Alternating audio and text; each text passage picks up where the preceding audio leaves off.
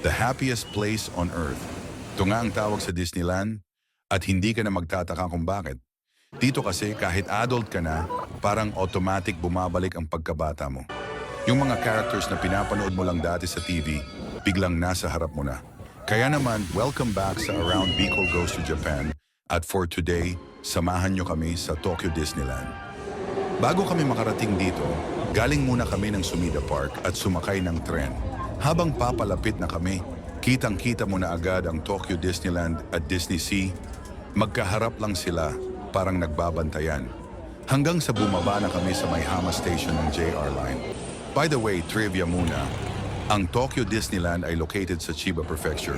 Hindi talaga siya part ng Tokyo. Kaya yes, medyo may distansya, pero sobrang worth it ng biyahe. Paglabas namin ng station, naglakad na kami papunta sa entrance. Ang cute agad ng vibes dito. Pati yung tren, Mickey Mouse shape ang mga bintana. Ito nga pala yung Tokyo Disneyland Hotel. Halos katapat lang ng entrance. Sana bongga talaga. At ayan na. Ang mismong gate ng Tokyo Disneyland. Dito nyo ipapakita yung e-copy ng ticket nyo.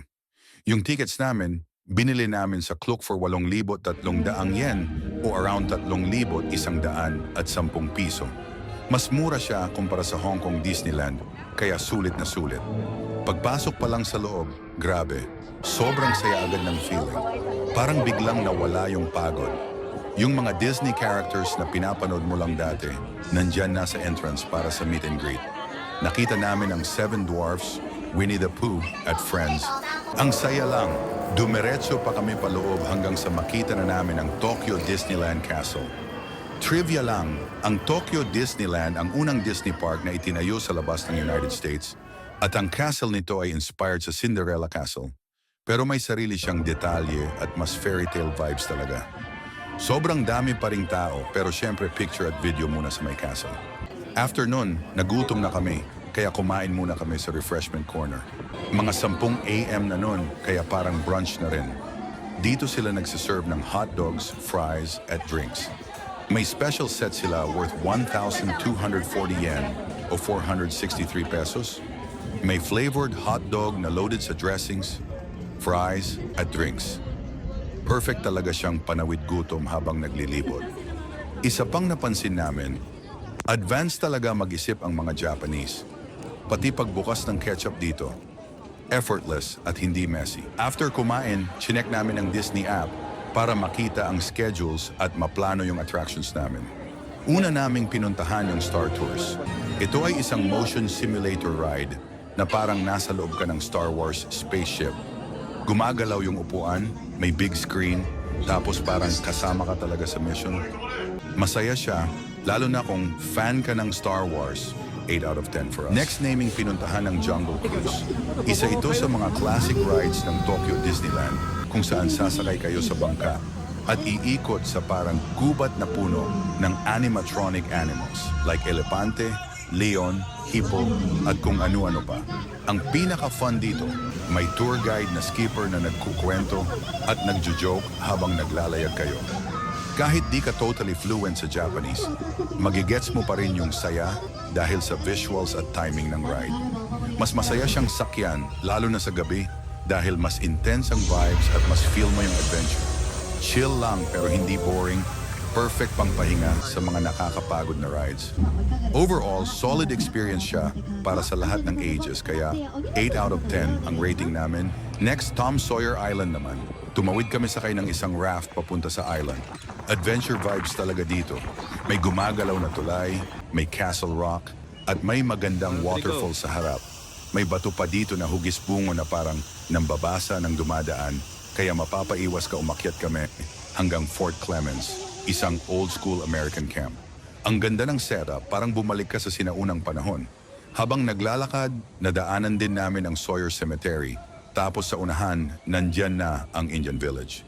Kita rin mula rito ang Mark Twain Riverboat na dumadaan sa harap ng island. Ang daming magagandang views, Batis, Harper's Mill. Sobrang relaxing. 4 na beses sa 10 din ito for us. Pagbalik namin sa port, nag-ikot muna ulit kami. Umupo sandali at pinanood ang tren habang naghihintay ng 3:40 ng hapon, schedule namin sa Big Thunder Mountain. Habang waiting, dumaan muna kami sa Western Land Shooting Gallery. Isa itong shooting attraction kung saan babaril ka ng targets gamit ang old-style gun. Simple lang pero fun, parang cowboy feels.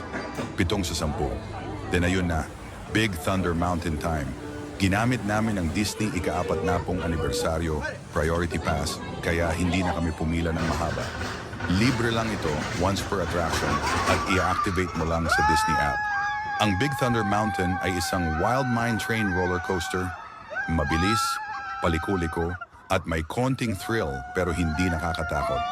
Ramdam mo yung hangin at excitement habang umiikot ka sa bundok. Sobrang saya, 10 sa 10 talaga. Paglabas namin, nag-snack muna kami ng soy sauce and butter popcorn na nasa harap lang.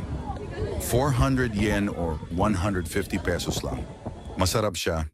Naglalaban yung alat at tamis, savory na savory. Naglakad ulit kami at sakto namang nadatnan namin ang Donald Duck Parade. Sakay sila sa malaking float kahit patapos na, sulit pa rin panoorin. Next stop, Mark Twain Riverboat. Saan ka pa makakakita ng tunay na barko sa loob ng theme park? Dito lang sa Tokyo Disneyland. Slow ride siya habang iniikot ang Rivers of America. May magandang views at narration. Relaxing at unique, 8 out of 10. At eto na, ang pinakasikat at pinakahabang pila, Enchanted Tale of Beauty and the Beast. Kaya sa entrance pa lang ng Disneyland, bumili na agad kami ng Disney Premier Access worth 2,000 yen o 747 piso per head. Sulit kasi kung hindi, baka maubos ang buong araw sa pila. Pagpasok, tanaw agad ang Beast's Castle. Ang ganda ng loob, may scenes mula sa movie, sobrang detailed ng animatronics, parang buhay na buhay. Naririnig mo sina Lumiere, Cogsworth, at iba pang characters. Sumakay kami sa malalaking teacups na gumagalaw at umiikot habang dinadala ka sa iba't ibang eksena ng pelikula. May kantahan, sayawan, at sobrang gandang musical experience. At eto yung pinaka nakaka-amaze, yung transformation ni Beast pabalik sa pagiging tao. Legit mapapa, paano nila ginawa yon? Sobrang ganda, 10 out of 10, walang duda. Next, Haunted Mansion naman. Dark ride siya na may creepy pero classy vibes. Medyo mahaba ang ride, may mga sorpresa sa loob. Medyo inantok kami pero ang ganda pa rin ng effects. 8 out of 10. Last na pinilahan namin ang Splash Mountain. Wala na kaming special access kaya mahaba talaga ang pila. Inabutan kami ng dilim habang naghihintay. Log ride siya na may kwento, tapos biglang, hulog! Basang-basa ka talaga at gulat na gulat. 10 sa 10. Paglabas gabi na, nag-shopping na lang kami ng souvenirs. May shirts, accessories, toys, at iba pang Disney items. Medyo pricey pero magaganda. Bago umalis, tinanaw namin ang castle sa gabi. May ilaw, sobrang magical ng vibe. Hindi na kami naghintay ng light show dahil sa dami ng taong palabas at sobrang pagod na rin kami. Thank you sa pagsama sa aming Tokyo Disneyland Adventure. Isang araw na punong-puno ng saya, nostalgia at magic. Hanggang sa susunod na biyahe, kita-kits ulit!